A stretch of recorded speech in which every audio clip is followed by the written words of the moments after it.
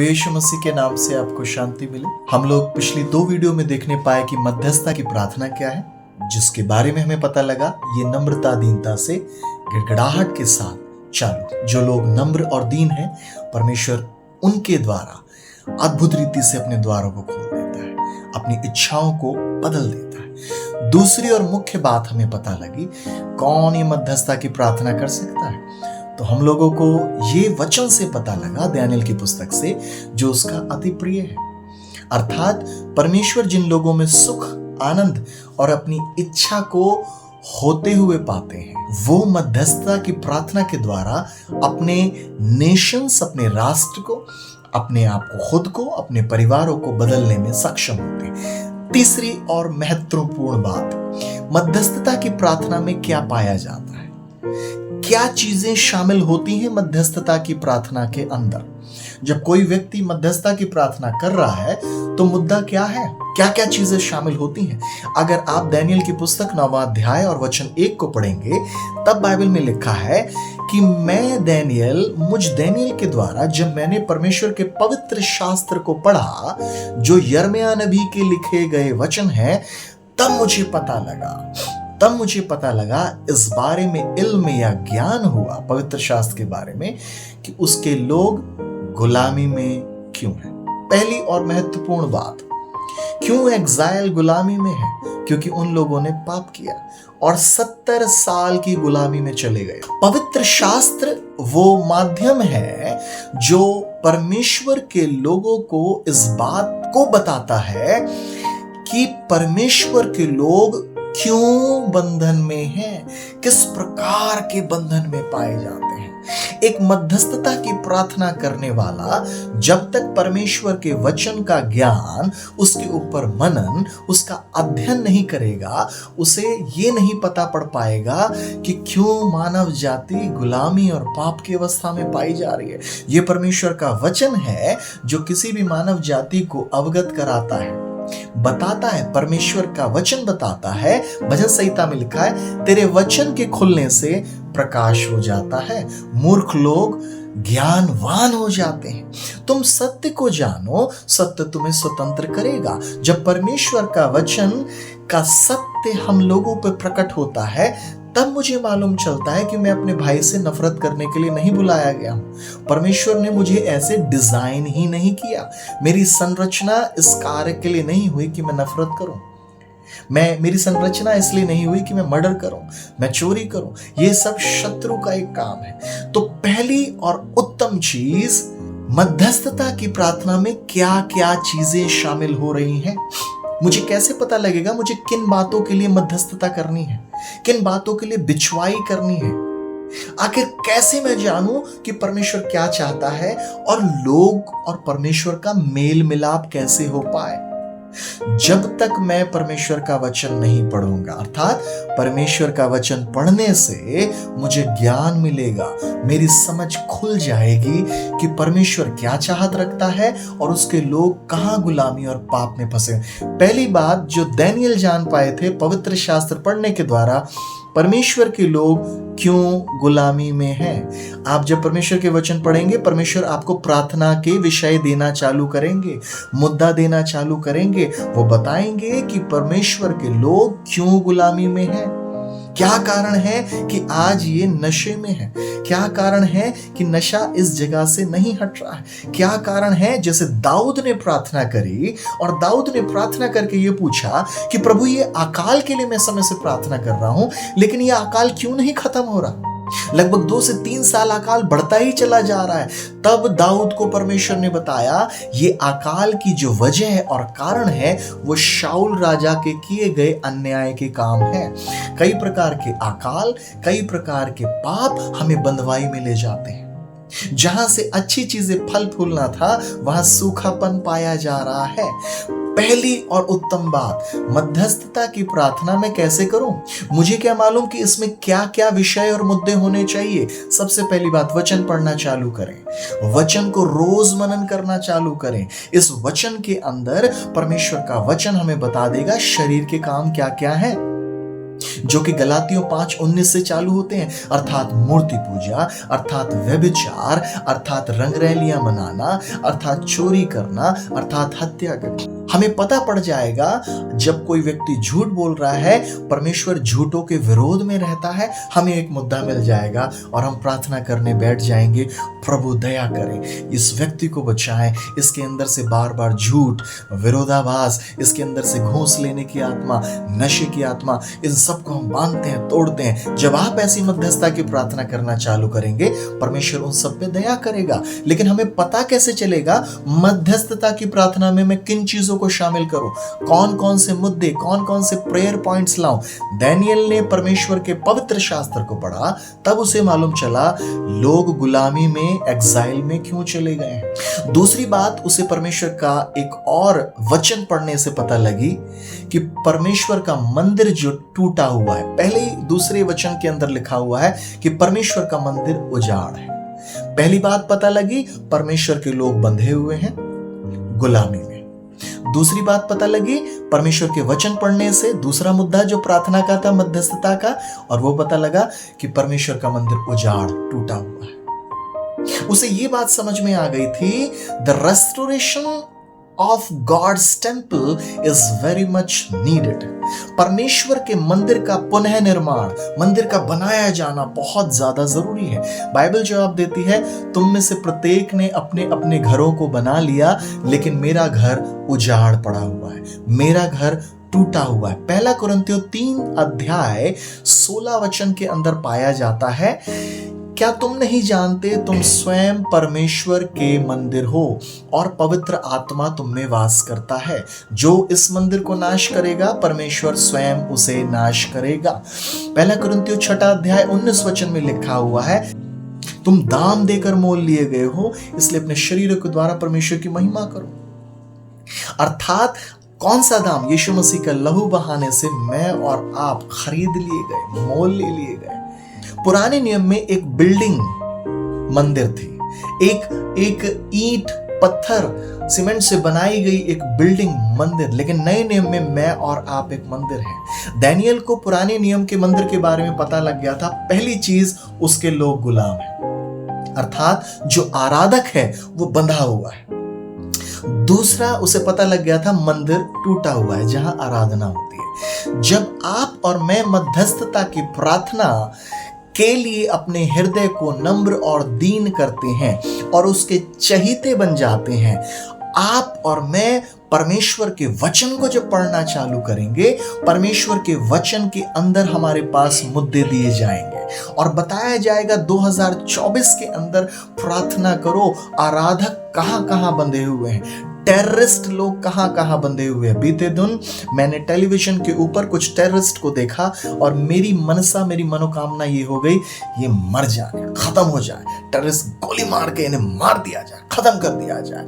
लेकिन उसके कुछ क्षण के बाद मैं प्रार्थना करने बैठा, और जब मैं प्रार्थना करने बैठा, पवित्र आत्मा का अभिषेक मुझ पे आया और उस अभिषेक में मैं उन टेररिस्टों को, जिनको कोस रहा था, आतंकवादियों को, परमेश्वर के आत्मा ने मुझे इतना कायल कर दिया, तोड़ दिया। उन्हीं आतंकवादियों के लिए मैं आंसू बहा बहा के प्रार्थना करने लगा कि परमेश्वर इन पे दया करो, इन पे दया करो, इन्हें भी बचा लो, क्योंकि आप नहीं चाहते। यहेजकेल की पुस्तक में साफ लिखा हुआ है, परमेश्वर किसी के नाश होने से खुश प्रसन्न नहीं होता। जिस क्षण मुझे यह पता लग गया कि टेररिस्ट लोग भी परमेश्वर के चुनाव में हैं और परमेश्वर उनसे बहुत प्यार करता है, तो परमेश्वर की आत्मा के द्वारा मैं उनके लिए रो रो के प्रार्थना करने। ध्यान रखिए, इसीलिए हमें पवित्र आत्मा की सहायता की जरूरत है। पवित्र आत्मा परमेश्वर के माइंड को रीड करते हैं, अर्थात वो उनका मस्तिष्क है, उनके विचार हैं। पवित्र आत्मा स्वयं उनके रूह, जो शब्द हुआ the breath of the Lord, the mind of the Lord, परमेश्वर का आत्मा परमेश्वर के दिमाग, मस्तिष्क की विचारधारा, उसके हार्ट, उसकी इच्छा को जानते हैं। और जब वो हमारे अंदर आते हैं तब वो विषय हमारे अंदर बताने लगते हैं जिनसे हम नफरत करते हैं।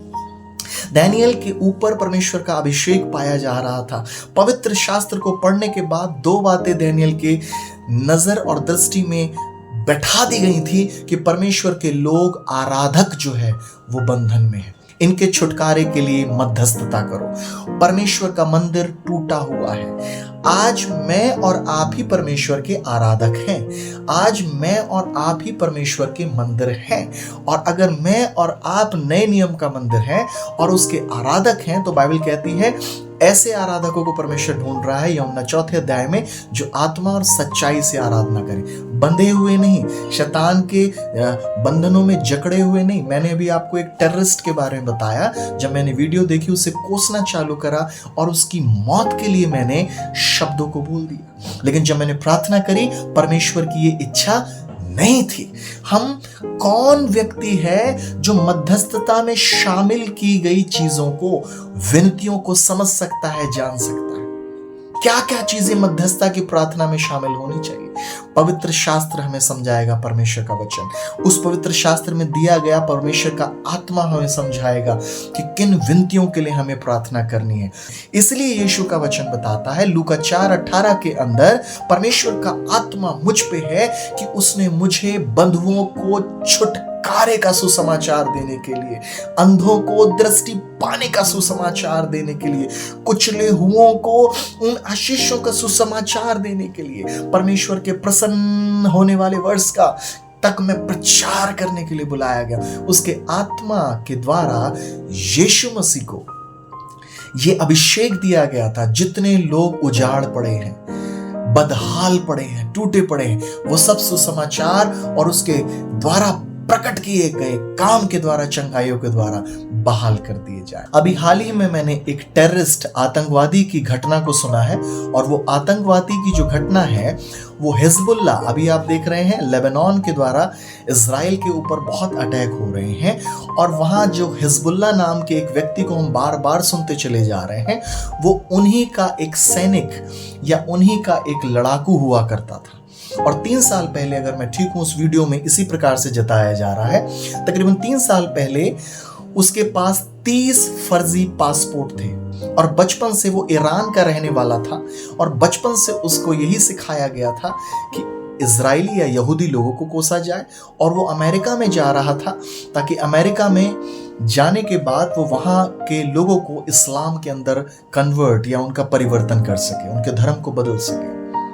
लेकिन जब वो गया, वो एयरपोर्ट पे पकड़ा गया और उसे मलेशिया के अंदर जेल हो गई, और वो बहुत कुरान को पढ़ने वाला एक डिवोटेड इस्लामिक ग्रुप संगठन का एक व्यक्ति था, और एक ऐसा व्यक्ति था जो अपने धर्म और अपनी चीजों को लेकर बड़ा नम्रदीन था, बड़ा डिवोटी था, भक्त आदमी था। और उसकी गवाही वो बताता है, एक ईरानी मुस्लिम भाई बताता है कि जब वो जेल के अंदर था, वो अपने रीति के अनुसार कुरान को पढ़ रहा था, और वो हर कुछ समय के बाद कुरान का अध्ययन करता। तब उस वीडियो में वो खुद कहता है कि जब मैं पढ़ रहा था तो मैंने अपने पापों की क्षमा मांगना चालू करा, मैं नम्र दिन हुआ। इतने में मेरे जहाँ जेल के अंदर उस कारागृह में मेरे पास एक ज्योति आई, और उसने बोला मैंने तुम्हें क्षमा कर दिया है। और जब मैंने उसकी ओर आंखें उठा के देखा, तो मैंने कहा ये क्षमा करने की जो भावना है, या जो क्षमा करने का जो हक है, वो खुदावंत को है, खुदा ही कर सकते हैं इस काम को। आप कौन हैं? उन्होंने बोला मैं यीशु मसीह हूँ, I am the Jesus Christ.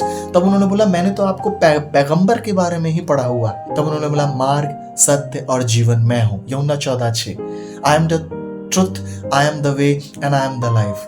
तब उन्होंने बोला ये जो 3 एस्पेक्ट हैं, पहलू हैं, ये तो परमेश्वर में, उन्होंने पहले सोचा ही नहीं कि मार्ग भी परमेश्वर है ना, रास्ता भी परमेश्वर है, राह हक जिंदगी मैं ही हूं, जिंदगी भी परमेश्वर है, राह भी परमेश्वर है, हक भी परमेश्वर है। और उसके बाद वो बताते हैं कि मैंने उसी क्षण उसकी आंखों में बहुत प्यार देखा, मैं आशीषित हुआ, और मेरे अंदर से वो पाप लिफ्ट ऑफ हो गया। उसके बाद मैं ईरान और यहूदियों की सलामती के लिए प्रार्थना करने लगा, और मैं ये कहने लगा कि एक ही इब्राहिमिक संतानें जो आ रही हैं, इब्राहिम की जाति से संतानें एक दूसरे को क्यों मार रहे हैं? इससे पहले मैं उन्हें मारा करता था, लेकिन आज मैं उनकी सलामती के लिए प्रार्थना, मध्यस्थता की प्रार्थना करने लगा कि परमेश्वर दया करो, ऐसा ना होने पाए, कोई किसी को ना मारे। और परमेश्वर ने उसकी प्रार्थनाओं को सुना और प्रार्थनाओं के द्वारा उत्तर भी दिया। आज वो रो रो के प्रार्थना कर। कौन व्यक्ति मध्यस्थता की प्रार्थना कर सकता है? कौन व्यक्ति